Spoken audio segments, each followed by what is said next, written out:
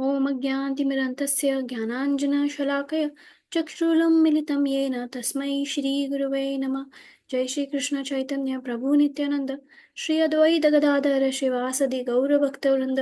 हरे कृष्णा कृष्णा कृष्णा हरे हरे, हरे राम राम राम हरे हरे। कल हमने यहाँ तक पढ़ लिया था। लास्ट हमने ये पढ़ा था कि भगवान हमारे को जो थोड़ी सी इंडिपेंडेंस, थोड़ी सी जो फ्री विल देते हैं सही गलत चुनने की, उसमें भगवान हमसे इंटरफेयर नहीं करते।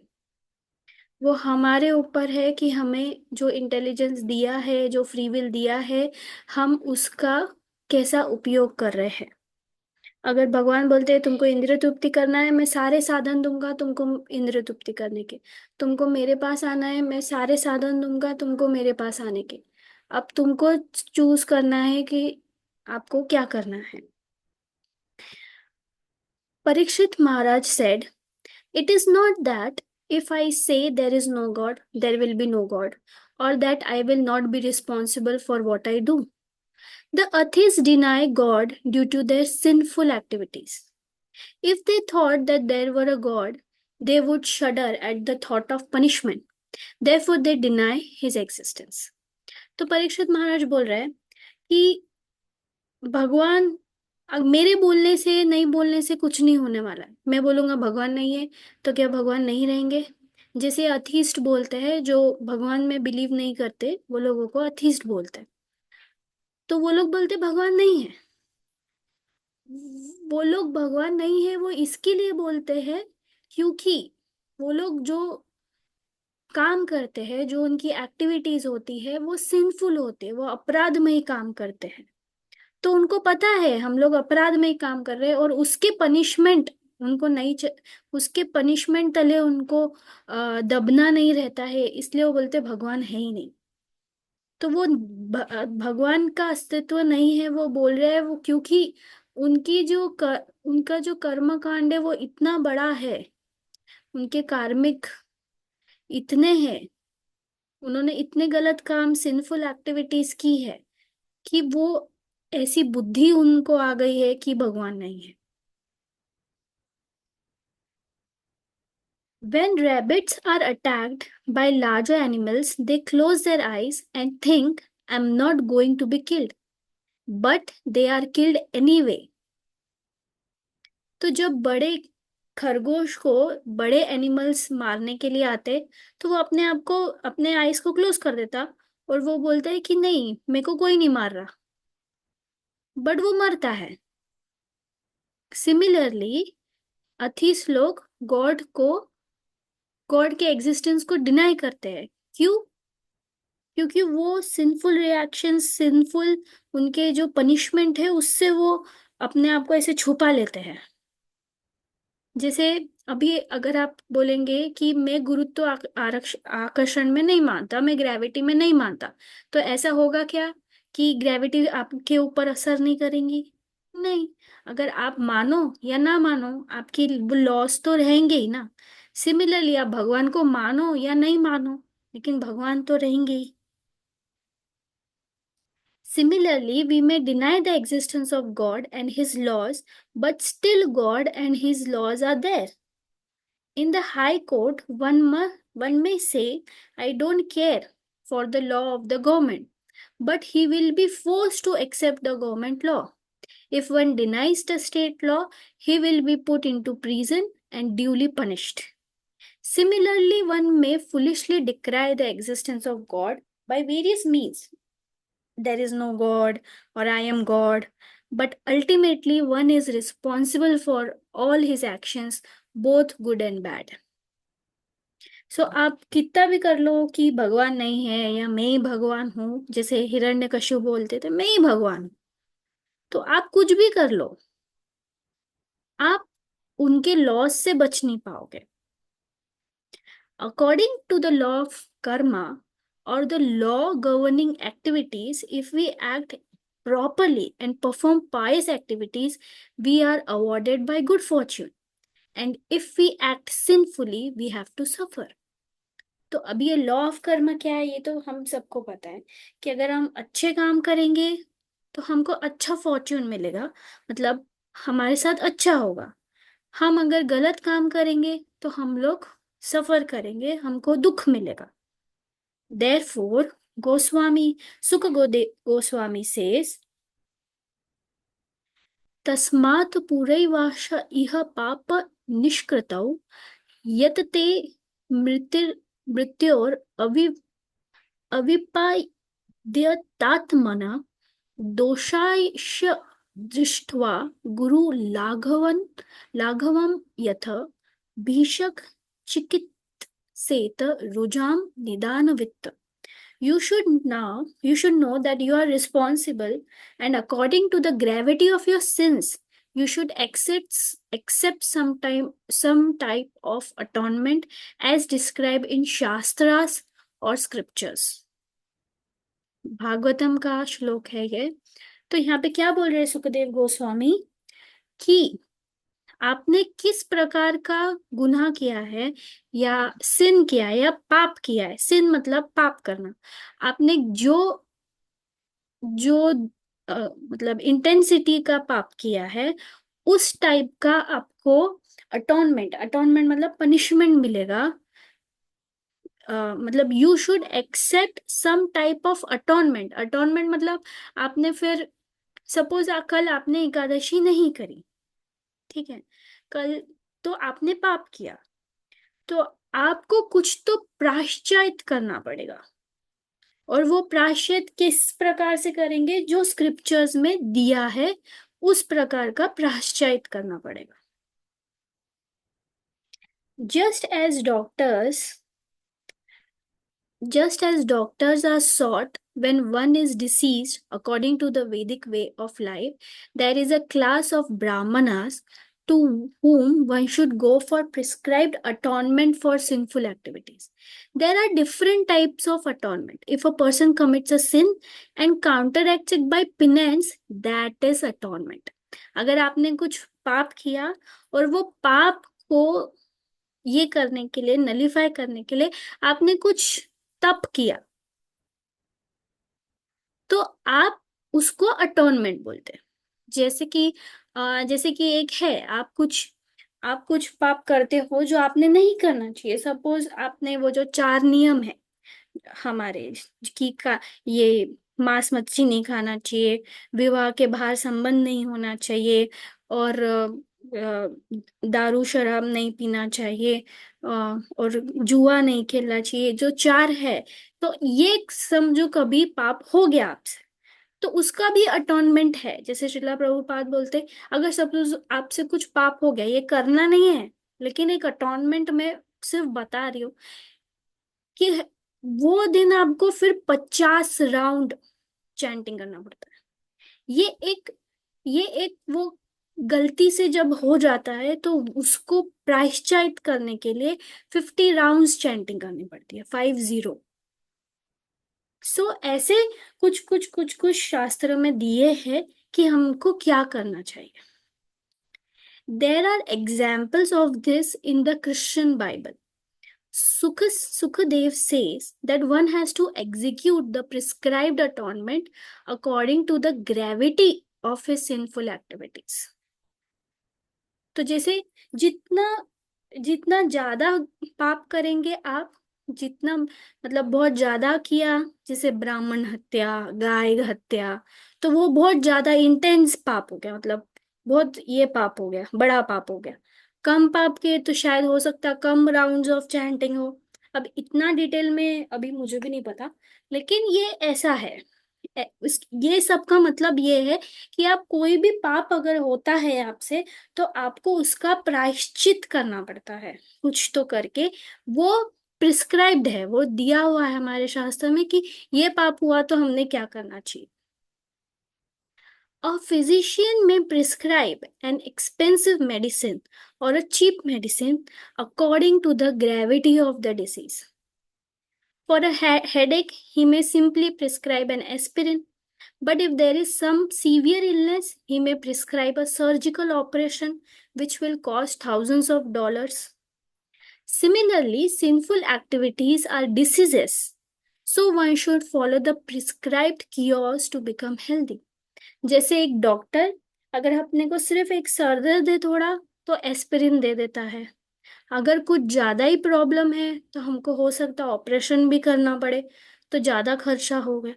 तो उसी तरह हम जो पाप करते हैं वो भी हमारा डिसीज है, हमको बीमारी है पाप करने की। तो जितने कम पाप करेंगे, जितने ज्यादा पाप करेंगे, उस हिसाब से हमको उसकी दवाई या उसका करना पड़ेगा। By accepting the chain of birth and death, the soul accepts a deceased condition. तो ये जो जन्म चक्रव्यूह का जो साइक चेन बना हुआ है हमारे लाइफ में, हम एक के बाद एक डिसीज को एक्सेप्ट कर रहे हैं। हम एक डिसीज, एक बीमार अवस्था में है, हम वो बीमार अवस्था में चले जा रहे हैं। The soul is not subject to birth, death or disease because it is pure spirit. तो ये जो सोल है हमारा, वो एक एक ये बर्थ डेथ डिसीज के चक्रव्यूह में नहीं रहना चाहता है। वो एक प्योर स्पिरिट है। In Bhagavad Gita Krishna says that a soul has no birth, न जायते, and it has no death, मृत्यु। न जायते म्रियते वा कदाचिन, नायं भूत्वा भविता वा न भूयः, अजो नित्य शाश्वतो अयम पुराणो, न हन्यते हन्यमाने शरीरे। For the soul there is never birth or death, nor having once been does he ever cease to be. He is unborn, eternal, ever existing, undying, and primeval. He is not slain when the body is slain. तो वो कभी जन्म नहीं लेता, कभी मृत्यु नहीं होती, कभी सीज मतलब ऐसे छोटा छोटा या डिक्रीज नहीं होता। वो हमेशा से है और हमेशा रहेगा, इटर्नल।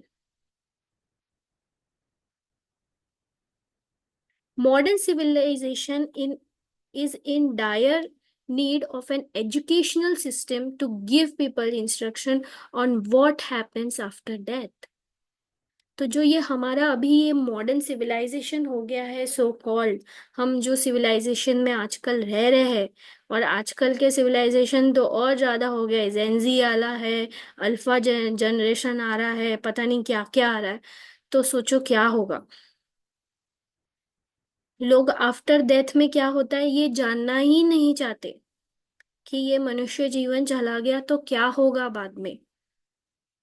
क्योंकि ये स्कूल्स में सिखाया ही नहीं जाता, बच्चे को प्राइमरी एजुकेशन ही नहीं दिया है। तो ये एजुकेशन सिस्टम में ये सब बदलाव लाना कितना जरूरी है। और इससे जरूरी है माता पिता का अवेयरनेस होना, वो होंगे तो बच्चे होंगे। In actuality, the present educational system is most defective because unless one knows what happens after death, one dies like an animal. An animal does not know that he is subject to death or what he is going to have to take another body. तो ये जो animal है उसको नहीं पता होता है कि मैं आगे जाके क्या बनने वाला हूँ। वैसे ही हमारी कंडीशन है, हमको नहीं मालूम हम आगे जाके। लेकिन अगर वो इंसान वैष्णव है और वो अगर भक्त है, तो उसे पता होता है कि मेरे को अगली लाइफ क्या मिलने वाली, क्योंकि उसमें इतनी सिद्धि आ जाती है कि उसे पता है। जिसे प्रहलाद महाराज ने बोला कि मैं मेरा सब देख लूंगा, मुझे पता है मुझे क्या करना है, मुझे मेरे बारे में चिंता नहीं है। जो ये फॉलन सोल्स है, जो ये इतने अभागी अभागी जो लोग हैं, मेरे को उनकी चिंता है। तो वैसे जो एक प्योर वैष्णव रहता है उसे पता होता है, सपोज वो गिर भी गया, अगर वापस उसने कोई दूसरा शरीर ले भी लिया, तो उसे ये पता होता है कि मेरे को करना क्या है, क्योंकि उसकी उतनी भक्ति हुई रहती है।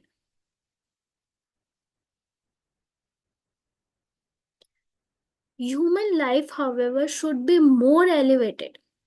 One should not simply be interested in the animalistic functions of eating, sleeping, defending, and mating. हमने सिर्फ ये चार चीजों में रह के नहीं रहना चाहिए। आप बोलेंगे नहीं, हम तो ऑफिस जाते। तो अगर आप ऑफिस जाते, अगर आप ऑफिस का काम कर रहे, अगर आप पैसा कमा रहे, तो ये चार चीज में नहीं आ रहा? आ रहा है। आप जो काम कर रहे हैं, उससे जो पैसा कमा रहे हैं, आप उससे अच्छा घर खरीद रहे हैं, आप उससे अच्छा खा रहे हैं, और आप सो भी रहे हैं। तो अल्टीमेटली आप यही कर रहे हैं।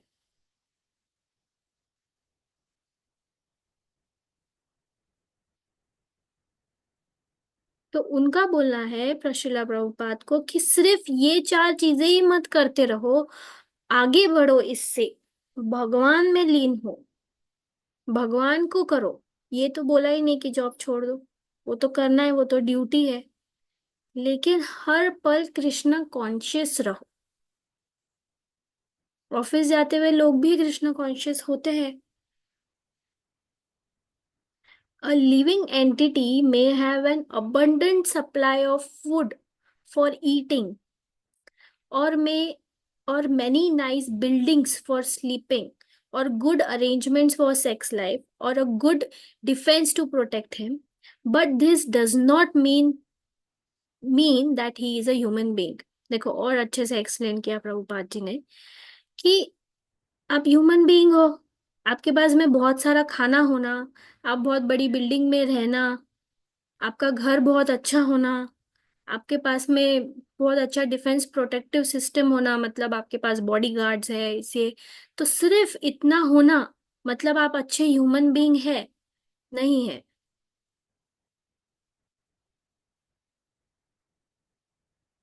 A civilization which is based on these activities should be known to be animalistic.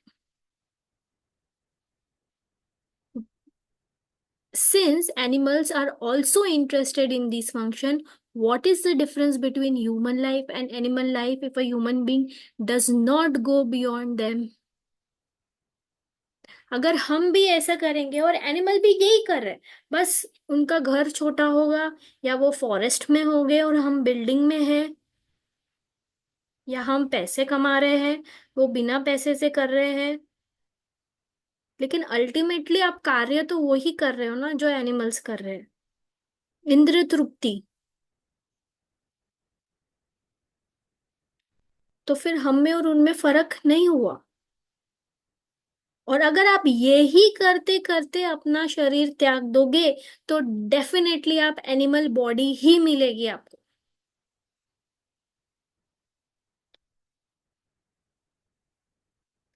The distinction can be made when a human being becomes inquisitive and asks, why have I been put into this miserable condition?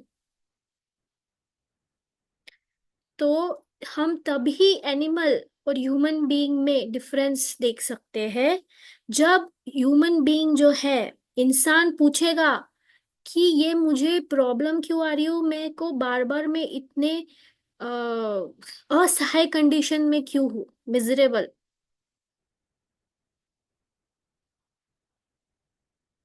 क्यों हूं मैं, इसकी कुछ remedy है क्या, मैं बाहर निकल सकता हूँ क्या,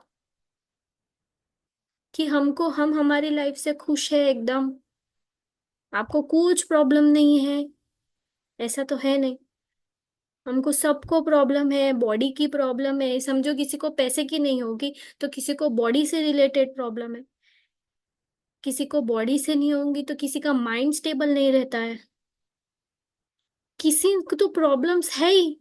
हर किसी को प्रॉब्लम है आज की दुनिया में, ऐसा एक भी नहीं होगा जिसको प्रॉब्लम नहीं है।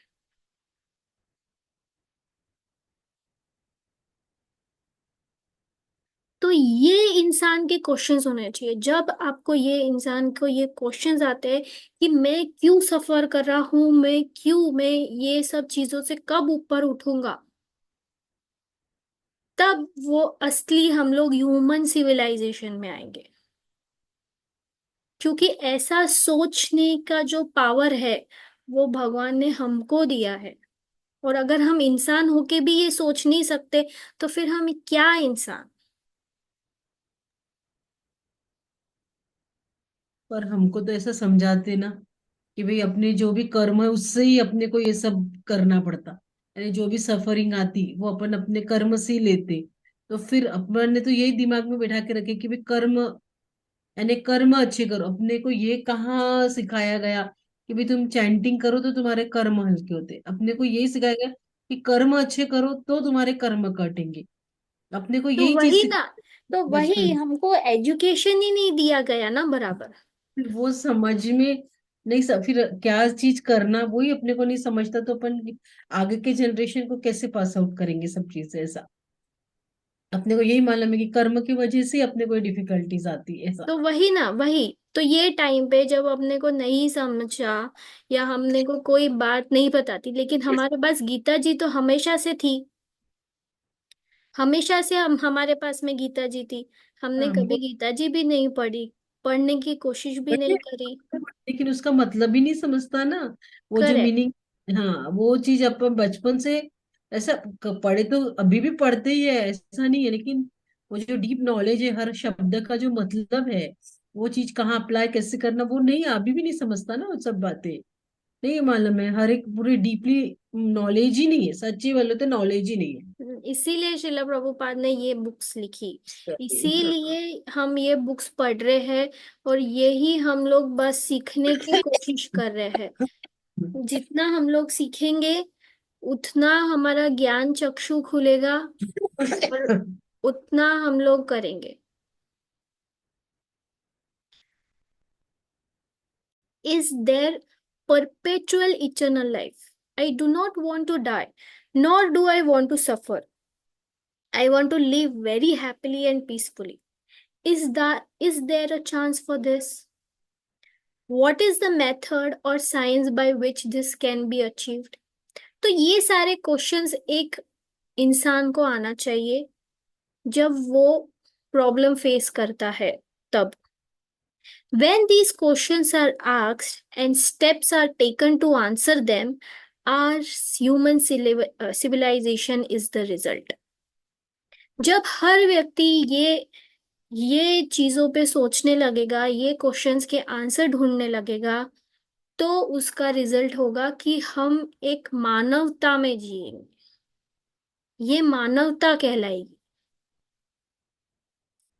If the question never arises, then that civilization should be known as animalistic। अगर आपको ये सारे क्वेश्चंस नहीं है और आप ये क्वेश्चंस के आंसर्स पे नहीं जा रहे हैं, और अगर आपको आंसर्स मिले भी है और उस पे फॉलो नहीं कर रहे, तो आप अभी भी एनिमलिस्टिक हो। सपोज आज की तारीख में आपको आंसर्स मिले हैं कि कैसे आपको खुशी मिलेगी अपनी फर्स्ट बुक। आप कृष्ण भावनामृत मिले करोगे तो ही आपको खुशी मिलेगी। आप इटर्नल हो सकते, हाँ हो सकते।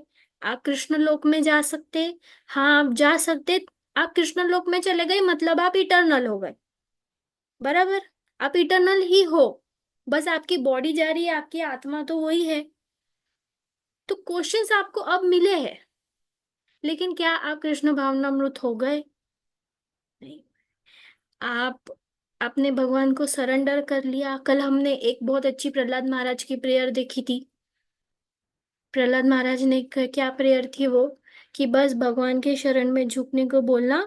भगवान, अब इतने दिनों से मैं आपसे, इतने सालों से, इतने जन्मों से मैं आपसे दूर था, अब मैं आपके शरण आ गया हूँ, मुझे एक्सेप्ट कर लो, मुझे स्वीकार लो।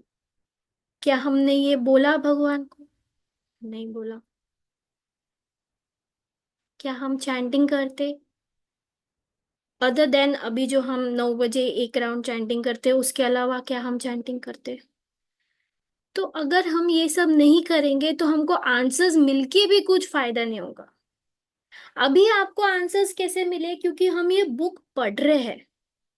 आपको खुद से ये क्वेश्चंस नहीं आए, आपको कहीं ना तो कहीं रियलाइजेशन हुआ है कि हाँ, ये जो बोल रहे हैं ये सही है। लेकिन जब तक आप खुद से नहीं समझोगे, आप पढ़ोगे नहीं, अंदर से इच्छा नहीं आएगी, तब तक आप ये सब चीजें नहीं करोगे। जैसे अभी छोटा बच्चा है, उसको अपन 5+4 सिखाते, उसको एडिशन सिखाते, उसको सब्ट्रैक्शन सिखाते, लेकिन उसको आगे जाके उसका क्या यूज है उसको पता नहीं लगता। बस वो मम्मी टेबल सिखा रही इसलिए घूकम पट्टी करके टेबल्स लर्न कर लेते, ठीक है।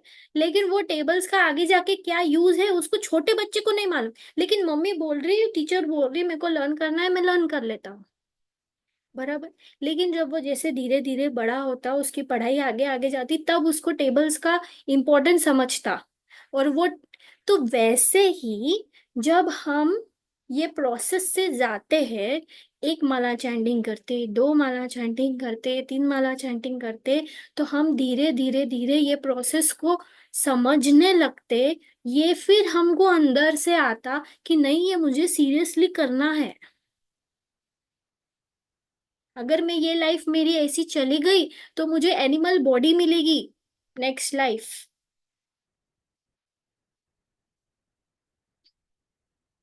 मतलब कल मैं कार से ऑफिस जा रही थी, अचानक हमारे मुंबई में कभी हमको भैंस नहीं दिखने को मिलती, बफेलो। अचानक रास्ते में बछड़े, बफेलो के 4-5 बछड़े मुझे देखने को मिले। मैंने रितेश को बोला, भाई ये कहाँ से आ गए अचानक, कोई चरैया वाला भी नहीं दिख रहा है। फिर मैंने 1 मिनट के लिए सोची, शिट मैन, अगर मेरी भी लाइफ है अगले जन्म की ऐसी हो गई तो, मैं ऐसी बफेलो बन गई तो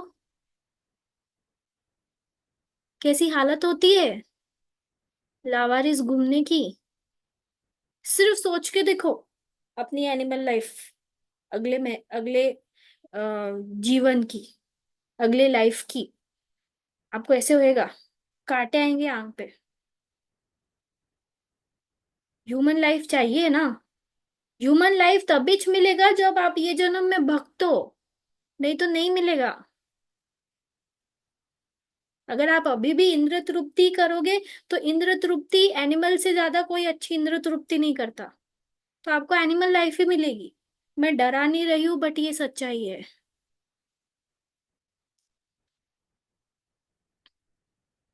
Animals and animalistic human beings are simply interested in continuing the process of eating, sleeping, mating, and defending. But in actuality, this process is forced to break down. The fact is that there is no real defense because no one can protect himself from the hands of cruel death. For instance, Hiranyakashipu, who wanted to live forever, underwent severe austerities, but he was foiled in the end by the Lord himself in the form of a lion man, Narsimha, who killed Hiranyakashipu with his claws. So, अब हिरण्यकशिपु, उनको खुद को eternal होना था, उनको कभी मरना नहीं था। वो खुद कितने, उन्होंने कितने सालों तक, शायद 10,000 साल तक वो माउंटेन पे तप किए। तब उनको ब्रह्मा जी ने वरदान दिया, यही वाला, कि तुमको कोई धरती पे नहीं मारेगा, कोई तुमको आकाश में नहीं मारेगा, कोई तुमको इंसान नहीं मारेगा, कोई तुमको जानवर नहीं मारेगा, कोई तुमको सुबह नहीं मारेगा, कोई तुमको रात को नहीं मारेगा। ऐसा इतने सारे उन्होंने वरदान दिए, भगवान ने सब फुलफिल करके उनको मारा ही। तो कितने भी बड़े इंसान क्यों ना हो, अगर आपके इंटेंशन सही नहीं है तो डेथ तो आपके पास, इंसान को तो डेथ आएगी ही आएगी, वो उससे तो आप बच ही नहीं सकते। So-called scientists are now claiming that sometime in the future we shall stop death by scientific methods, but this is simply another crazy utterance. अब कुछ साइंटिस्ट सोचते हैं कि हम डेथ को रोक लेंगे, बट ये पॉसिबल है? नहीं पॉसिबल है, ये फुलिशनेस है। Stopping death is not at all possible. We may make great advancement in scientific knowledge, but there is no scientific solution to the fourfold miseries of birth, death, old age, disease. क्या है ये fourfold miseries? जन्म, मृत्यु, old age मतलब बूढ़े होना, और disease, कुछ भी आपको रोग लगना, ये चार चीजों से आप बच नहीं सकते. अभी जो ब्रह्मा जी है, ब्रह्मा जी को भी ये फेस करना पड़ता है. ब्रह्मा जी भी का भी बर्थ हो रहा है, डेथ हो रहा है, ओल्ड एज आ रहा है, डिसीज आ रहा है. अगर ब्रह्मा जी ने भी, अगर बस उनका ये है कि उनको भक्ति के डायरेक्ट चांस मिलते, हमको इनडायरेक्ट चांस मिलते, जैसे हम गुरु को सर्व करते, हम डिवोटीज को सर्व करते, वो डायरेक्ट भगवान को सर्व करते, तो उनके चांसेस ज्यादा रहते डायरेक्टली ब्रह्मा जी को. अब ब्रह्मा जी जो है वो एक पोजीशन है, जो भी ये देवी देवताओं की जो है ये एक पोजीशन है. तो जैसे अगर आज मैं कामना करूं कि मुझे ब्रह्मा जी बनना है, तो मैं जैसे ब्रह्मा जी के लिए जो जो मुझे करना है, तो मैं आज ब्रह्म लोक में मैं ब्रह्मा जी भी बन सकती हूँ कभी. लेकिन मेरी वो कामना ही नहीं है, क्योंकि ब्रह्मा जी भी तो कभी तो ये होंगे ना, उनको भी तो डायरेक्ट मुक्ति नहीं है ना. तो डायरेक्ट मुक्ति की कामना करो ना, ऐसा बोलना है. One who is intelligent should be eager to solve these four principal problems: birth, death, old age and disease. तो जो बुद्धिमान व्यक्ति है वो ये चार प्रॉब्लम्स को सॉल्व करने में लगता है. No one wants to die, but there is no remedy. Everyone has to die. Everyone is very anxious to stop the skyrocketing increase of population by employing contraceptive methods, but still birth is going on.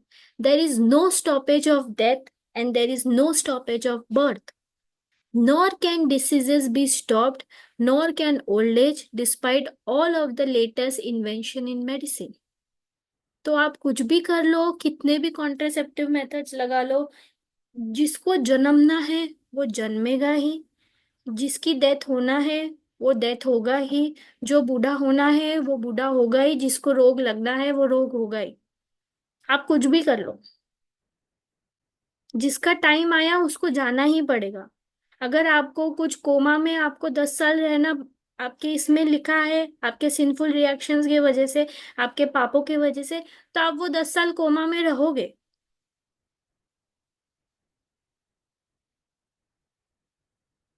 तो हमारे हाथ में नहीं है, ना ही birth हमारे हाथ में है, ना ही हमारे हाथ में डेथ है, ना ही हमारे हाथ में ओल्ड एज है. आप ये नहीं बोल सकते कि अभी मेरे को बुढ़ा नहीं होना है, आप होगे ही बुढ़े. आप टाइम नहीं थमा सकते हो ना कि टाइम रुक जा अभी, नहीं. क्योंकि ये बॉडी है, ये मटेरियल बॉडी है, वो डिके होएंगी बॉडी अगर उसमें सोल नहीं रहेगा तो. और हमारा अभी आहार अच्छा नहीं है, हम कृष्ण प्रसादम नहीं खा रहे, तो हमारी एज वैसे ही डिक्रीज हो रही है. हम बासी भूसी खा रहे हैं. जब जब आपने बासी खाना खाया, तब समझ लेना आपका, जो आप 5 साल रहने वाले हो, समझो आप 3 ही साल रहोगे.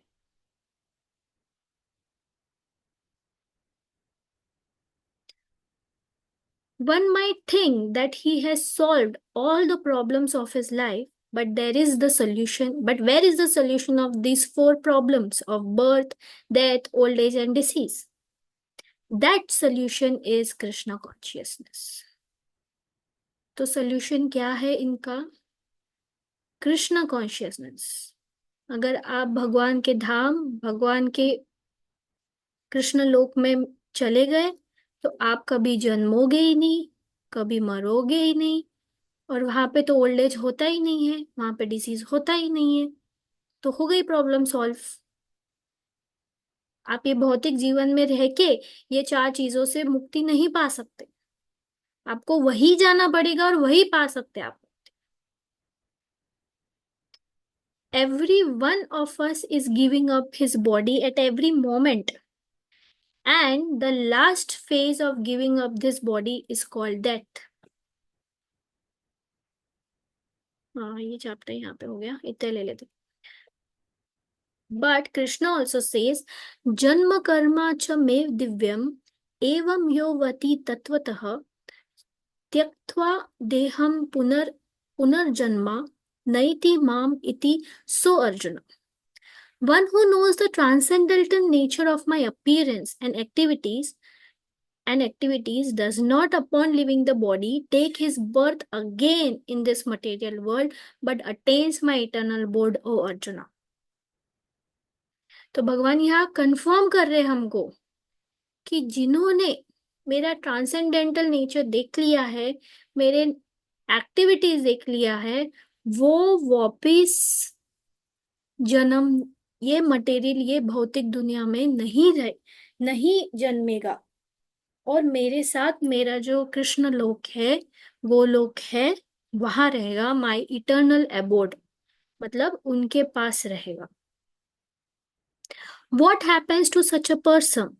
मामिति, he returns to Krishna. If we are to go to Krishna, we must prepare a spiritual body. अगर आपको कृष्णा के पास जाना है तो आपको स्पिरिचुअल बॉडी को प्रिपेयर करनी पड़ेगी। That preparation is the process of Krishna consciousness. If one keeps himself in Krishna consciousness, he gradually prepares his next body, a spiritual body, which will carry him immediately to Krishna Loka, Krishna's abode, and he will become happy, living there perpetually and blissfully. तो आपको आपकी spiritual body बनानी पड़ेगी। तो spiritual body, आप बोलेंगे spiritual body कैसे बनाना? पहले चैंटिंग करके। चैंटिंग करने से क्या हो रहा? आपकी जो स्पिरिट है उसके ऊपर जो धूल जमी हुई है अनर्थास की, हमारे पापों की जो धूल चढ़ी हुई है, हमारे जो हम किसी के प्रति इल भावना रखते हैं या कुछ भी, हमारे जो भी पाप है, वो जो है दुष्कर्म है, उसका जो धूल चढ़े हुआ है अभी, वो पहले तो चैंटिंग से वो निकलेगा, तो हमारी वो क्लियर होएगा। फिर जो हम कृष्ण प्रसाद खाएंगे, तो जो कृष्ण प्रसाद खाते हैं तो हम वो स्पिरिट के लिए खाते हैं और अपने मटेरियल बॉडी को भी उससे फायदा होता है। जब कृष्ण प्रसाद खाते हैं तो हमसे और पाप नहीं होते, हमारा चित्त, हमारी बॉडी वैसे रिएक्ट करती है। फिर जब हम लोगों के एसोसिएशन में रहते हैं, स्पेशली डिवोटीज के एसोसिएशन में रहते हैं, तो हमसे जो जो दूसरी जो गॉसिपिंग या हम जो भौतिक दुनिया के बारे में नहीं ज्यादा सोचते हुए कैसे कृष्ण भावनामृत रहना, वो हम लोग करते हैं। तो ये सब चीजें को स्पिरिचुअल बॉडी कहते हैं। तो तीन मेजर है। पहले तो कृष्ण प्रसाद खाइए, चैंटिंग करिए, ज्यादा से ज्यादा सुनिए।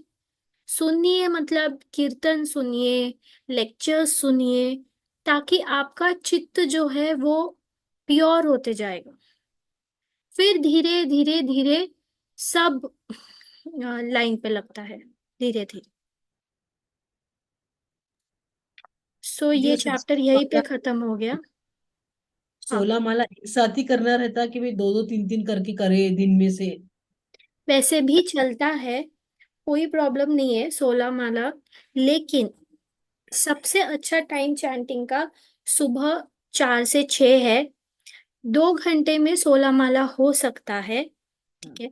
लेकिन हम हमारे दूसरे भी काम रहते होंगे, तो ठीक है, हमने, लेकिन मैक्सिमम राउंड सुबह हो जाए ऐसी कोशिश करना। और फिर धीरे धीरे धीरे, जैसे अभी मैं क्या वही कह रही हूँ, स्टार्टिंग में तकलीफ होगी, नहीं करने से तो करना बेटर। तो जैसे प्रभुपाद बोलते हैं कि आप बिना खाए सोते क्या? नहीं, तो बिना 16 माला करे आप कैसे सो गए? चाहे आपको अभी रात में भी आपकी चैंटिंग कंप्लीट करना पड़े तो आप करो, लेकिन करो। 24 घंटे में कभी भी 16 करो, लेकिन करो। लेकिन ऐसा नहीं कि बोल दिया तो तभी करना, मतलब अपने डिले डिले डिले करना, ऐसा नहीं। आप कर सकते तो प्रेफरेंस सुबह, नहीं तो लेकिन करो। वो हमारी कंसिस्टेंसी, वो हमारी डिटर्मिनेशन, वो हमारी मेहनत। ठीक है, ये थर्ड चैप्टर से हम लोग कल शुरू करेंगे। ठीक है, ओके। हरे कृष्णा। हरे कृष्णा।